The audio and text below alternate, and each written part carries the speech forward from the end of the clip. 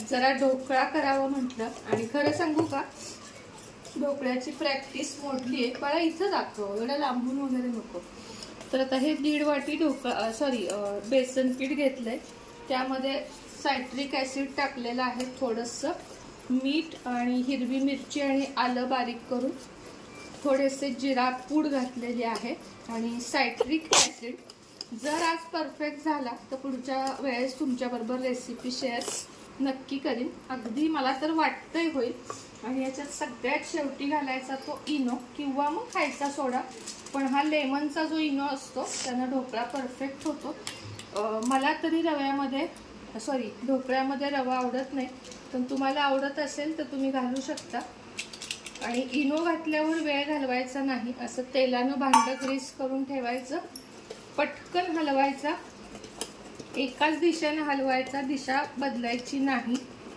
अशा पद्धतीनं तो इनो सगळा मिक्स झाला पाहिजे. त्यामध्ये गोल गोल गोल एकाच दिशेनं फिरवायचा. फिरवताना कंटाळा करायचा नाही. जितका तुम्ही फिरवाल किंवा तुम्हाला जमत नसेल फिरवायला तर मिक्सर किंवा बीटरनं केलं तरीही चालेल. तर बघा आता भरपूर हा डबल झालेला आहे. माझ्या मते एवढं बास होतोय हलवून, तरी मी 1-2-3 मिनिटं हलवणार आहे. जेवढा तुम्ही ढोकळा हलवाल किंवा सरळ मिक्सर मधनं बीटर मधनं काढाल तर तो शक्यतो करून चुकत नाही. बाकी मीठ साखर हे आपल्या आपल्या अंदाजानं घालायचं. आता बघूया आज जमतोय का. वाटतोय तर परफेक्ट, कारण मी कुठं शिकले नाहीये ना, मी आत्ता कुठलं चॅनेल बघितलंय. आज म्हटलं आज नाही, मनानच ट्राय करायचा, म्हणून जमतोय का बघूया. जमला तर तुम्हाला मी दाखवते. इकडे मी कुकर गरम करत ठेवलाय. कुकरची आपल्याला शिट्टी काढून घ्यायची आहे. आणि मग आज म्हटलं नाश्त्याला काही नाही, आज तर ढोकळाच बनवूया. फुगायला जागा ठेवायची, निम्माच भरायचा. एकदा फक्त असं टॅप टॅप करायचं, असं म्हणजे त्याला एअर त्याची बाहेर पडती. आणि असं तापलेल्या कुकरमध्ये तो खाली ठेवायचा. शिट्टी लावायची नाही, 15 मिनिटांनं चेक करायचा. जी कुकरची शिट्टी आहे ती काढून घ्यायची आणि अशा पद्धतीनं लावून द्यायचा. गॅस मीडियम ठेवायचा, ना मोठा ना लहान. बघूया आता थोड्या वेळाने भेटते तुम्हाला. बंद. तिनं मस्त असा ढोकळा तयार झाला. बघू शकता, तीळ, मोहरी, हिरवी मिरची, कोथिंबीर असा सुंदर ढोकळा तयार झाला. तर रेसिपी तुमच्याबरोबर नक्की शेअर करेन येणाऱ्या 2-3 दिवसात. आहे पालकची भाजी. काल ढोकळा केला, रेसिपी दाखवायचीच राहून गेली. आता नेक्स्ट कधीतरी दाखवेन 1-2 दिवसामध्ये. आज मी पालकची भाजी करते, ती पण थोडी वेगळ्या पद्धतीने. कारण डब्याला पातळ पालकचं जे गरगट ज्याला आम्ही म्हणतो किंवा पातळ भाजी जे काही म्हणता तुम्ही, ते परी डब्याला खात नाही आणि मलाही फारसं ते आवडत नाही. भाताला फक्त आवडतं. मग आज मी पालकची सुकी भाजी करते. त्यासाठी पालक स्वच्छ धुवून चिरून घेतलाय. एक टोमॅटो आणि अर्धा टोमॅटो आणि कांदा घेतलाय. टोमॅटो घालायचाच, कारण पालकमध्ये आयर्न असतं खूप प्रमाणात, त्यामुळं त्याला आपल्याला टोमॅटो हा घालावाच लागतो, नाहीतर मग पोट वगैरे बिघडण्याची शक्यता असते. आता आपला आपली मोहरी चांगली तडतडली आहे, त्यात आपण कांदा घालूया. ही भाजी तुम्ही मी सांगते तशी करून बघा. सुक्की भाजी डब्याला म्हणून खूप छान वाटेल. सहसा पालक बऱ्याच घरांमधून खाल्ला जात नाही, कारण चव कुणाकुणाला त्याची आवडत नाही. आणि खरं सांगू का, मला सगळ्या पालेभाज्या आवडतात पण पालक आवडत नाही. पण अशा पद्धतीने केला की मी व्यवस्थित खाऊ शकते, म्हणजे मला काही वाटत नाही. ठराविक एखाद्या गोष्टीचा एक वास असतो बघा, तसा मला पालकचं आवडत नाही.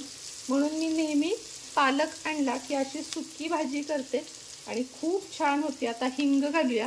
त्यामध्ये मी हिंग, हळद घालून घेतलेला आहे. कांदा चांगला परतून द्यायचा, थोडासा लालसर रंगावर परतायचा. इकडे ओवीचा डबा भरलाय. पोळी, खजूर, थोडं श्रीखंड होतं आणि पालकची भाजी तिला आत्ता खायला दिली आहे. भात आणि आमटी ते पण केलं आहे. कारण नाश्ता व्यवस्थित करून गेली की काही टेन्शन नसतं. कधी कधी ती डबा उरवती, मग मलाच ते मनाला हे होतं की उपाशीच असेल असं असेल, त्यामुळं मग खायला घालून पाठवते. आता ह्याच्यामध्ये टोमॅटो घातलाय. आज पण तिनं पालकची भाजी खावी म्हणून मी तिला थोडंसं श्रीखंड दिले आणि सांगितले तिला पालकची भाजी संपवूनच यायची म्हणून. नाही खाल्ली तर तिला घरी आल्यावर आज खायला बसवणार आहे, कारण थोडंसं स्ट्रिक्ट व्हायला पाहिजे. तिच्या तोंडावर असे पांढरे स्पॉट उठत आहेत. डॉक्टर पण परवा म्हटले मल्टीव्हिटॅमिनची कमतरता आहे. मी सगळ्या पालेभाज्या करते, आठवड्यातून 3-4 पालेभाज्या माझ्या असतात, पण ही डब्यातून खाऊनच येत नाही. म्हणून मग जरा म्हटलं आता पराठे किंवा जरा वेगळ्या पद्धतीनं. आज पण मला म्हटली मेथी करणार असशील तर जरा वेगळी कर. म्हटलं ठीक आहे, मग आज पालक करते जरा वेगळा. आता याला थोडासा शिजून द्यायचा, मीठ आणि थोडं किंचित साखर घालायची आणि शिजून द्यायचा. पालकची भाजी अशी त्यातलं पाणी पूर्ण आटलेलं आहे. आता मीठ घातलंय, थोडी साखर घातली आहे, किंचित थोडं तिखट टाकू. जास्त झणझणीत करायची नाही आहे भाजी ही, कारण पालकाला असं सात्विक ठेवायचं असतं, त्यामुळं फारशी तिखट नाही करायची. त्यानंतर ह्याच्यात घालायचं बेसन पीठ. बेसन पीठ चांगलं हलवून घ्यायचं आणि जर कढईला लागत असेल तर थोडंसं तेल घालायचं. या अशा पद्धतीनं पालक करून बघा तुम्ही. खरोखर सांगते 2 ते 3 पेंड्यासुद्धा पालक एका वेळेस घरात संपतो. पालक पराठा वगैरे करण्यापेक्षा ही आयडिया खूप छान आहे. तर थोडं यात तेल घालते, किंचितसं, फार नाही तेल घालायचं कारण मग तेलकट होईल. आणि शेंगदाण्याचं कूट हे घालून आता चांगली हलवून ह्याला वाफवून घ्यायची. खूप खूप टेस्टी लागते ही भाजी, करून बघा तुम्ही. त्याला थोडीशी आपण वाफ आणूया, तोपर्यंत मी कपडे वाळत घालते. पायपुसणी धुतली होती आज, म्हटलं तेवढीच वाळत घालावीत. आता आज जरा ऊन आहे त्यामुळं वाळून जातील लगेच. हे एक आहे. आता कपड्यांच्या घड्या घालायच्यात, मेथी निवडायची आहे. सगळं पडलेलं आहे, सगळीकडे घरात पसार आहे. बेला बघा, बेला कुणी इथं सगळी माती केली आहे. बेला इकडे बघ, बेला रुसली आहे. बेला नाही बघ ना, बोल नको बघ. ही अशी पालकची सुक्की भाजी तयार आहे, करून बघा. 2 पोळ्या नक्की जास्त खाल तुम्ही. आता ही ओवीच्या डब्यामध्ये आणि मग किचन वगैरे सगळं आवरून घ्यायचं. थोडी अजून घालते, संपेल का नाही माहीत नाही बघा. अशा पद्धतीने आता ही भाजी काढून ठेवते. ओवीचा डबा लावूया.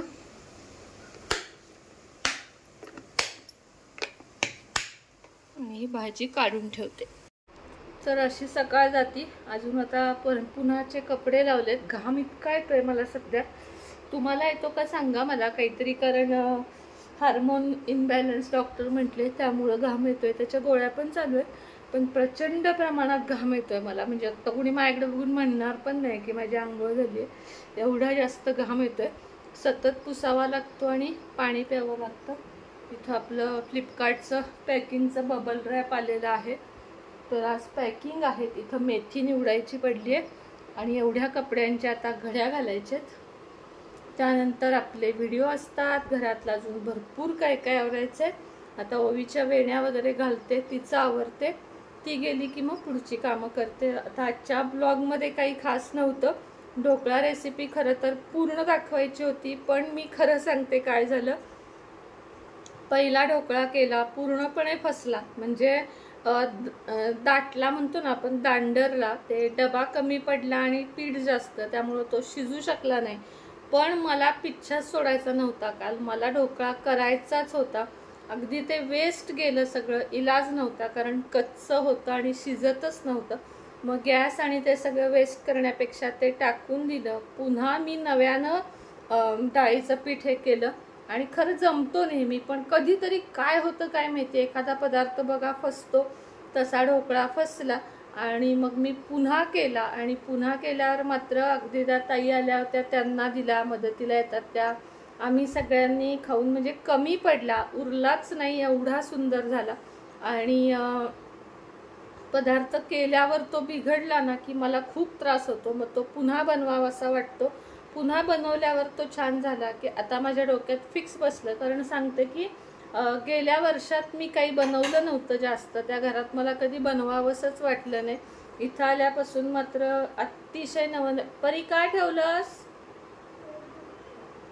पूर्ण खायचं ते नाही. तू अशी कशी बाकीचं खाताना म्हणतीस का असं, की चॅप्टर आहे, एवढी चॅप्टर आहे ना की असं काही बाकीचं खात असेल ना तिच्या आवडीचं तर पटापटा खाते. आणि असं भात दिला, पोळी भाजी की तोंड वाईट करती की खूप काहीतरी झालंय असं, एवढे बघू नकोस, इतकी चॅप्टर आहे. आणि मग आता जाऊ दे, काय आता मी तिला जरा जास्तच दिला होता भात, थोडा उरला, चालायचं तेवढं लहान मुलांचं. तर वातावरण आज जर असं उघडलंय असं वाटतंय, थोडं म्हणजे फार नाही पण थोडं उघडलंय. बेलाबाई बसल्यात छानपैकी गॅलरीत आणि अखिलेश गेलाय चालायला थोडा वेळ, त्याचं पण कॉलेज चालू झालंय. आता सगळं रुटीन आता परत पहिल्यासारखं बसलेलं आहे. आता टेन्शन आहे थोडं पार्सलांचं. काय झालंय, जिथनं आपले कुंचन येतात तिथं प्रचंड पाऊस आहे, त्यामुळं त्यांचं पार्सल जरा थांबलेलं आहे.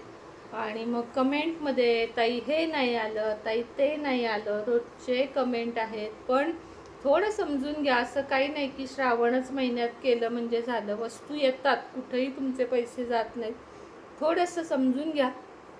मी पण माणूसच आहे आणि आपलं काही असं मोठं ॲमेझॉन फ्लिपकार्टसारखं नाही आहे की तिथं टीमच्या टीम काम करते.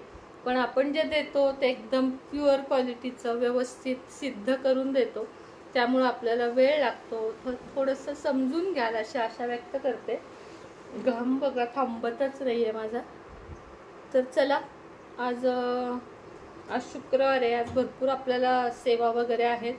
तर जमलं तरच त्याचा व्हिडिओ करीन, शक्यतो नाही. कारण मला ना सेवा करताना, ते पूजा करताना रोजचं ठीक आहे, पण कुठली ठराविक सेवा करताना व्हिडिओ करायला नको वाटतो, कारण मग त्याचं काही राहत नाही असं मला वाटतं.